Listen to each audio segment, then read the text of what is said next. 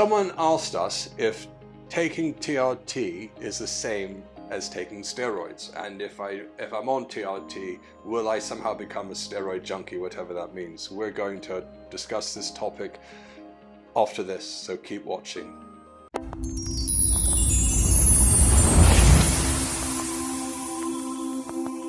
So we're back to discuss this interesting question of, and I think this is just kind of thought of by some people who aren't necessarily aware or in the TRT community. Yeah, it's an anxiety, isn't it? Is, you know, if is taking TRT taking steroids, and if I take TRT, will I somehow become a steroid junkie? I'm not really sure what a steroid junkie is. Probably just like addicted to taking steroids, I'm guessing. That's probably it. Yeah. So I suppose just like a patient that discovers they're diabetic and require insulin, then they are always required to have this medication Or in thyroid. order to, Yeah. or thyroid to function. And of course, you're not going to die if you don't have testosterone, but it will severely diminish your quality of life. Mm-hmm. And in the just out there, whether it's at the gyms or in just in the public in general, people think that may conflate testosterone with steroids, and whilst they're both similar molecules, the purpose and use for each are different. Yeah, I mean, simplifying it, when testosterone was found to be in our body quite a long time ago, I think in like the 1930s, it was isolated as a molecule, and it was because it has, you know, anabolic effect and androgenic effects, you know, masculinizing and sort of, I suppose, building and recovery of tissue, to put it very basically. They started changing the structure of testosterone, adding bits on, changing it. And this is quite a simple explanation, I'd say. Put graphics up. Yeah, so then they started adjusting them so that they weren't testosterone anymore. And then this became the anabolic steroids, because they were trying to improve how much of the muscle, you know, and tissue healing aspect there was, in comparison to the androgenic effects, which is masculinizing. So the anabolic steroids were created, and anabolic steroids were used, and it actually still are used in medicine in certain areas, but athletes and bodybuilders, you know, since, you know, you hear about it in like the Germans in one of the Olympics, where a lot of people were taking, females were taking high dose testosterone and other anabolic steroids. You know, they took them on and started abusing them, and started taking high dosages of them and things like that.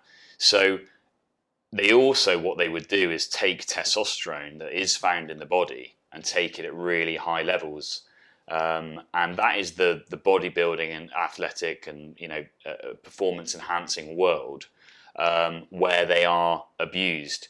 And interestingly, they also will use things like thyroid hormone and abuse it, and use things like insulin and abuse it, or to take advantage of potentially the athletic performance or physical changes that you can get from abusing those hormones in an unnatural way. It's not the same as you would have if you were just trying to replace the thyroid hormone that the body doesn't have, or the insulin that a diabetic doesn't have, or TRT with the testosterone that the body doesn't have. So the taking testosterone and being prescribed this in a medical environment to optimize your health and get your levels back in the same way that insulin is given, in the same way that thyroid hormone is given, it is not the same as somebody sourcing these medications either on a black market or anyhow, and then abusing them in high dosages for certain effects. So it's a completely different world. Although they use these hormones that are used in medicine for a certain advantage with health risks, and, you know, things actually can worsen health, things like that, putting their health at risk, it's not the same as a doctor prescribing testosterone to get your levels back if you're lacking them. As well as all the monitoring that goes into making sure that you're healthy, that your health indicators are on target. And for instance, you know, if you're abusing anabolic steroids, you might not even bother to look at what's happening with erythrocytosis or any other issues, not to mention any contaminants in those underground anabolic steroids. So medical care is what TRT is, and anabolic steroids used in settings outside of medical care is just potentially abuse.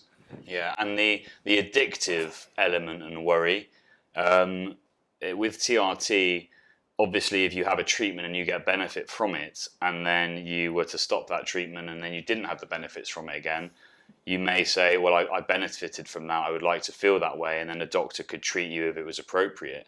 But the use of anabolic steroids, some of them are more androgenic and give you different sort of mental feelings, can increase strength and can cause lots of water weight within your muscles, so you can gain size quite quickly. So people, and then if that stops when you take them in high doses for a while and then you stop taking them for a while, people can, if they're if they have that perception of themselves, feel less good about not having that muscular size when they're abusing anabolic steroids, and then want to go back on and seek, and actually often do go back on, because they feel often they're in a low testosterone state as well between taking the steroids if they're cycling. So there can be like I think the word addictive is actually has to be like you actually have a physical addictive quality to it, but you can really want to be going back on steroids, and I suppose you could describe that as. But I wouldn't call it as a junkie, because your body needs to have testosterone at a certain level that you're accustomed to having, and when that doesn't happen, you're not going to.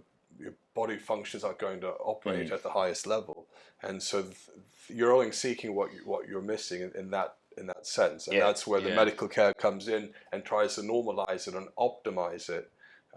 The body needs testosterone, like it needs food. Yeah. If you were to withdraw food and live without food for a while, you wouldn't be a food junkie. You wouldn't be a food junkie if you actually started eating again. So hopefully that's a good summary. Yeah, I think that's a good summary. I mean, it's a very top level. We want to answer these common questions that people either search on Google or contact us about. Hopefully we took that the right way. Hopefully we explained what he was asking as well. Yeah, I think so. Yeah. And if not, we'll hear about it. Yeah, probably tell us. All right. Yeah, cool. So anyway, thanks again for watching another video with Balance and Hormones. We'll have more coming, and please do subscribe to the channel. And don't forget to press like or dislike, and do leave the comments. And the notification bell. Oh yeah, but do leave comments too. Yeah, comments too. Because I answer them. Yeah, and really well. Sam does sometimes as well. So anyway, see you next Cheers. time. Thank you. Bye.